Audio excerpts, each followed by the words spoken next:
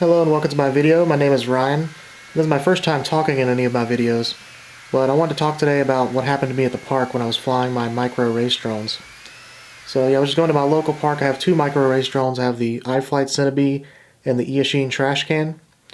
So these are two really good drones, but as you see, the footage here is from the iFlight Cinnabee. It has an HD camera on it, so it records HD video to its micro SD card that's on the drone.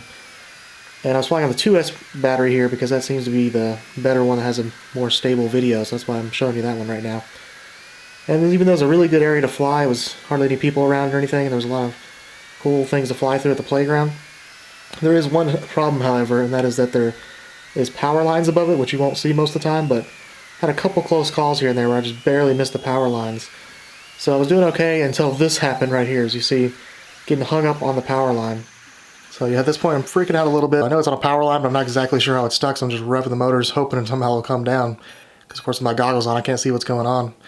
So you see right here, I flip it into the turtle mode, which is normally made for flipping the drone over when it's upside down. But right here, I'm just using it to flail around, and you see that didn't work either, so just got this nice view, putting it straight down at the ground, just hoping that I can somehow get it down. So my parents were nearby, so you'll see them walk over here in just a second in the corner of the screen. And they were able to see what was going on. So apparently the battery, which I've had trouble keeping the battery on the Cinnabee. Apparently the battery was hanging over one side and the drone was hanging over the other, kind of like if you tied shoes together and threw them over the line. So yeah, that's just not a good situation, just really fearing that I'm not going to be able to get it down at all. So I hung there for a little bit longer, just trying to figure out what to do. So my dad just suggested to put it back into the turtle mode and just flip like a crazy person and just hope for the best and see if it would come down. And unfortunately we didn't think to film this or anything, so you can't see, there's no footage of the drone actually hanging up there or of it falling. But eventually you see right here, I just started going crazy.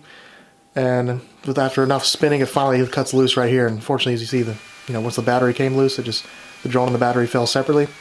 So once the battery came loose, of course, the video cut out, so you can't see the falling of the drone at all. But fortunately, it was perfectly fine. And you can see some footage here later of me flying in my backyard, so it was fine.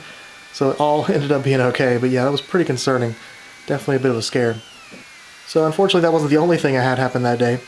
As I said, I was also flying the Eachine Trash Can, which of course is a pretty funny name for a drone, but makes for some funny sentences talking about a trash can. But it's fast, good drone, but as you can see, it doesn't have an HD recording. There's no place to put a micro SD card on the drone. So what you're seeing here is the footage from the goggles. So if you're not familiar with racing drones, people wear goggles to fly them. That's what I was doing here. So this is what I'm seeing in the goggles. So it's an analog signal. So it doesn't have very good quality, but at the same time it has very little delay. So that's the reason that people often use that to fly. So I was ripping around pretty fast with this thing. It just, like I said, it's very quick and agile and very durable. But then I got a little bit off right here, and you see I smashed right into this pole. So pretty hard hit, but the drone seemed to be fine. So went to fly it again, and then something went wrong with the video. And this kind of had me worried here. As you see, this is just a very strange looking video. But after going back to look at the video, I noticed that it happened right here as I took off. So that's where it started getting blurry. So I knew like it couldn't just be damage to the camera, because it didn't look like there was any damage to it visually, so it had to be something else. So I was able to look it up and figured out that it was just the focus of the camera was thrown off. So I guess just something kind of got loose, with the little thing that turns the focus of the camera. So I was able to fix that pretty easily, and it was back to normal. And you see me flying this here later as well. So that was very, good to have two problems with drones, but still have it all work out in the end and not have any real problems and still be able to fly later in the day. So there's one more funny thing that happened I wanted to show you. Like I said, the iFlight Cinnabee, I have trouble keeping the battery on it. It likes to slide off. So you see right here in this pretty minor little crash where I was able to fly away, you see the battery slid off the front. And I was actually able to make it all the way back to where I was sitting with the battery hanging off like this. So I thought this was pretty funny. Kind of looks like a unicorn horn just sticking off the front. So yeah, I just wanted to show you that.